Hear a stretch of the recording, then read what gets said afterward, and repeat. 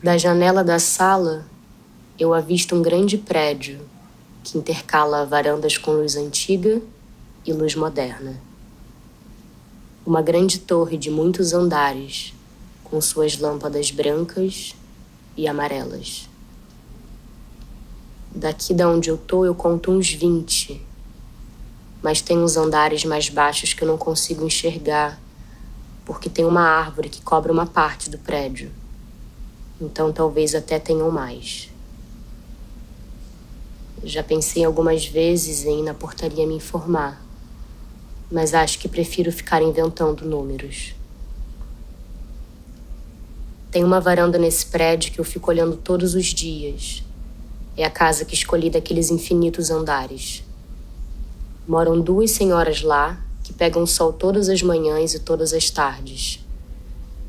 Apesar do prédio não ser tão próximo, eu uso um binóculo que ganhei quando criança do meu pai.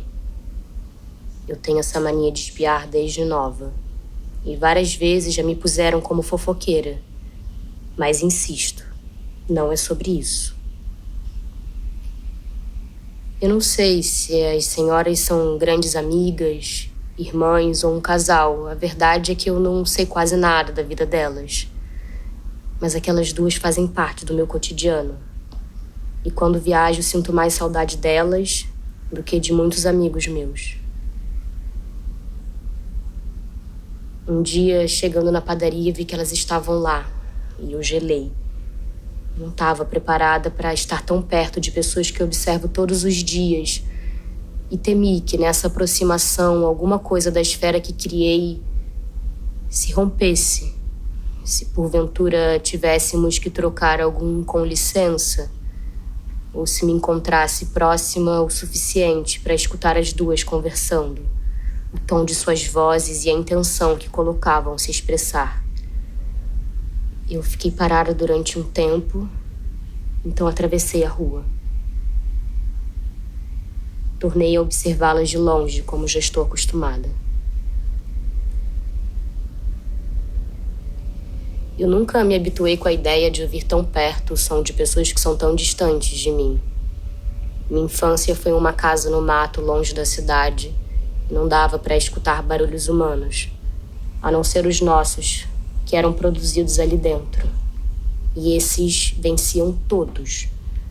Afinal, minha mãe sempre teve esse hábito, costume, eu não sei a palavra, de falar em um volume assustadoramente alto. Então penso que mesmo se tivéssemos vizinhos próximos, a voz da minha mãe cobriria o som de todos eles.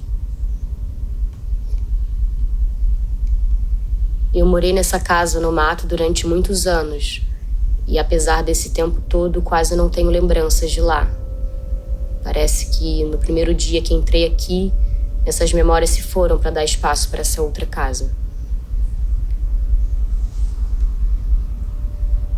Um dia me ligaram e disseram que meu pequeno prédio antigo, de 4 andares, ia ser demolido. Tem um barulho de obra lá fora que fica martelando o anúncio da obra aqui de dentro. Cada martelada é um passo que chega mais próximo. Fico pensando no seu Antônio, o vizinho que mora no prédio há tantos anos. E que aqui fez outros Antônios, os Júniors. Naquele que deixará em alguns dias de ser um quarto. De início se tornará um grande amontoado de tijolo, poeira, pedra, história, madeira, fio, vidro, passado, parede, cimento. Depois um grande prédio vai ser construído ali, mas antes disso, mais uma vez, aquele espaço vai se tornar um amontoado de tijolo, poeira, pedra, desejo, madeira, vidro, futuro, parede, cimento. Aquele espaço que durante tanto tempo fora de maneira tão sólida, tão incontestavelmente sólida, meu espaço de refúgio e segurança, de um dia para o outro e sem que pudesse fazer nada a respeito, seria derrubado. Simples assim.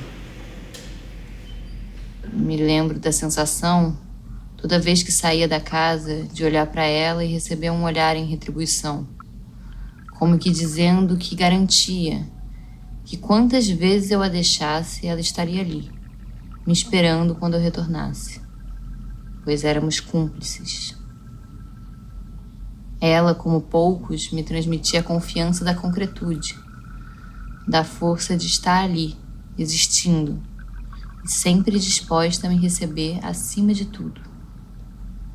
E, repentinamente, a partir de uma negociação de terceiros feita em algum outro lugar qualquer, sem que houvesse chance de intervenção, agora recebi um comunicado do seu desaparecimento. Era literalmente o fim de suas bases, o rompimento daquela que era sua natureza mais incontestável. A condição de estabilidade que antes fora sua força maior, agora a impedia de ao menos tentar lutar pela sua permanência. Estava condenada e não tinha nada que pudesse fazer a respeito. Essa percepção me apertou o coração. Mas eu, como uma inquilina, tampouco tinha algum poder de argumentação e, diante da impossibilidade de interferência, comecei, conformada, o processo de retirada dos meus pertences. Eu já sabia do nosso envolvimento, mas foi quando finalmente o último objeto saiu que senti pela primeira vez que essa relação era ainda mais profunda. Lá estava ela, desnudada, vazia, exposta, murchada de seu potencial, daquilo que a definia. Eu a vi pelada, totalmente vulnerável, como eu. Aquele esqueleto, Aquela camada desengonçada, frágil, como eu. Uma identificação pulsante, um choro devastado. Ela me contava ali de seus medos, de suas feridas.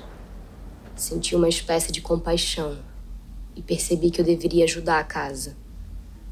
Já que ela estava fadada à destruição, ninguém melhor do que eu, a pessoa que viveu anos com ela para fazer isso. Fui tomada por uma raiva ao pensar naquelas pessoas, homens muito provavelmente, que sem ter um pingo de relação com aquele espaço entrariam soberbos com suas ferramentas, rindo e conversando sobre um assunto qualquer, e sem dar o menor valor àquelas paredes, a destruiriam em um ato banal, desconsiderando tudo aquilo que agora pulsava diante de mim. As nossas memórias, nosso carinho e respeito mútuo. Pretensiosos, mesquinhos, covardes.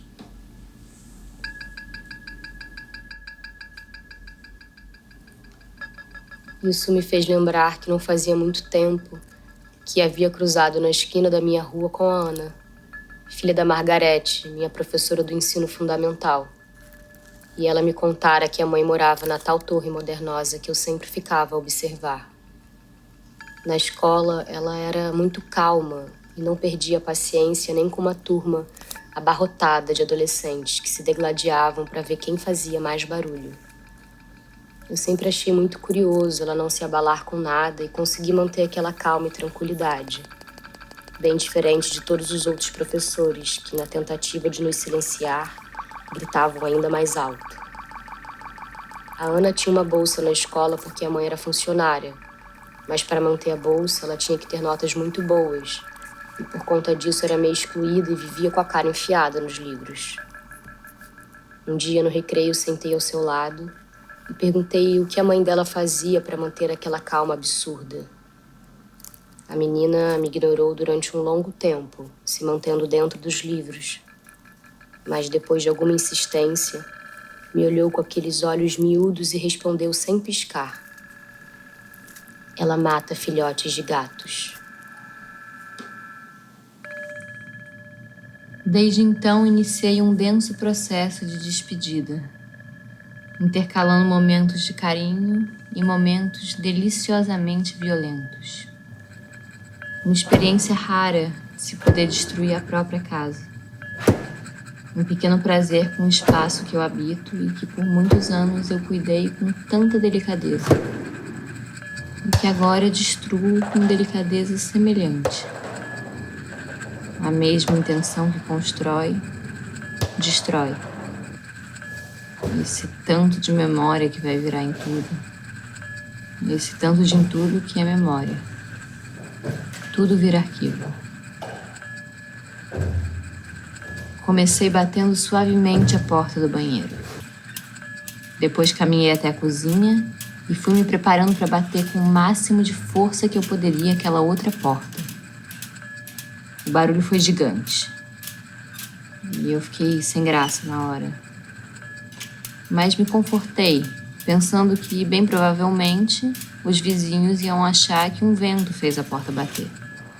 E não que eu estava fazendo aquilo propositalmente. Depois dessa primeira experiência, me senti preparada para seguir um pouco mais. E a cada dia que passava, eu ganhava coragem e gosto por destruir um pouquinho. Desfazer o já feito é nostálgico, porque invariavelmente toca na memória das coisas.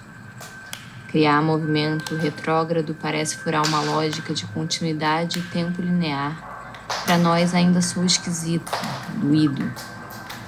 E como um reflexo tentamos frear o vetor desse movimento. E se, no entanto, apenas boiarmos contemplando o curso do rio? Foi assim que aos poucos fui conhecendo de fato a matéria daquele apartamento.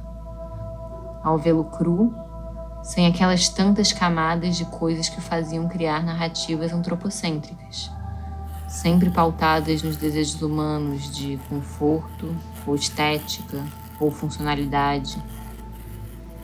Me deparei com a ausência desses tantos elementos que impediam que eu pudesse ouvir o espaço se manifestando, expressando finalmente sua própria vontade. Esse sentimento me instigou de tal maneira que fui me vendo cada vez mais envolvida e implicada em seguir desnudando a casa, descobrindo como ela se parecia por baixo, de dentro, como se a cada pedaço de rodapé arrancado, cada reboco descascado, calha solta, ela fosse me contando um pouco mais sobre do que era feita e íamos nos envolvendo mais profundamente com os detalhes que iam se revelando. Ela parecia me convidar para uma dança, para alguma forma de contato físico de fato.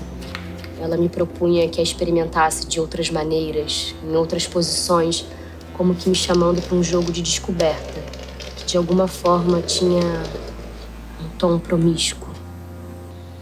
Um dia um arranhão, no outro puxar coisas e descascar, socar, enfiar, quebrar em pedacinhos, esmagar, dar uns tapas, desmoronar, nos abraçar, dar umas marteladas, chupar, dedar, lamber, perfurar. Todo o processo de destruição era uma mistura de violência e muito prazer. Foi quando eu me dei conta de que o que ocorria ali, de maneira alguma, era unilateral.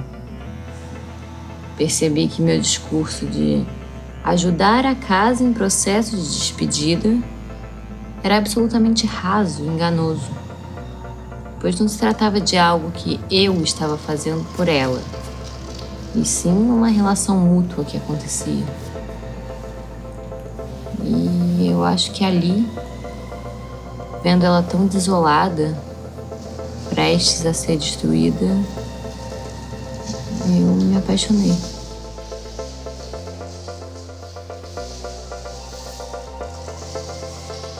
Eu queria estar ali.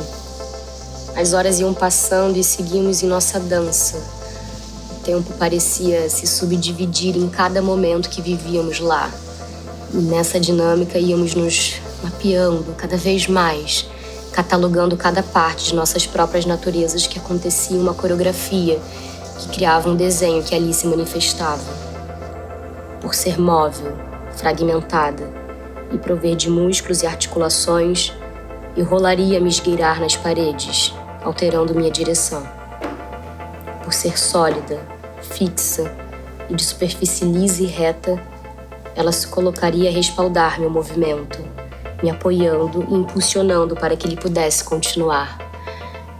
Era uma troca de equilíbrio e colaboração entre ambas. Íamos nos conhecendo e essa relação se tornava cada vez mais corporal e íntima. Ela me desafiava a fazer com mais vigor e dizia: eu quero sentir mais forte.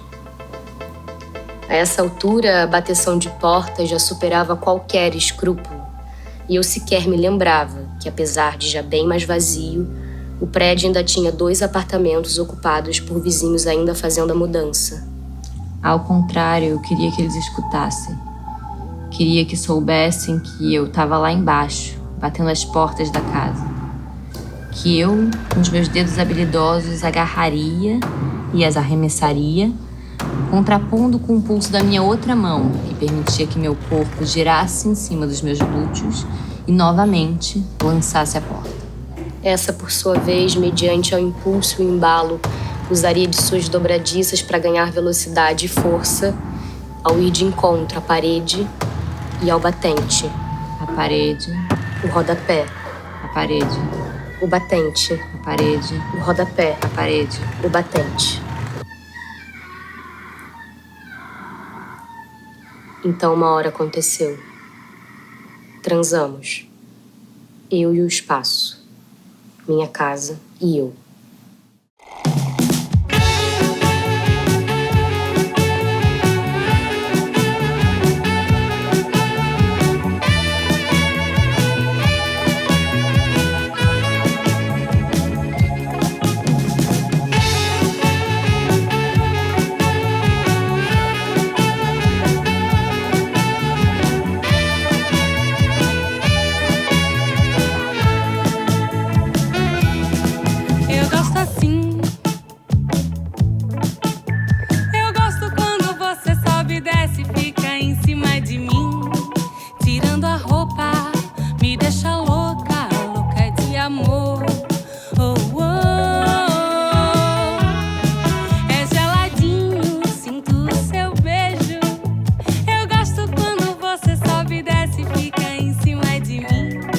Eu te desejo, me dá um beijo, me faz flutuar. Ai, ai, ai, ai, amor. Você lambendo meu pescoço, eu sinto seu calor.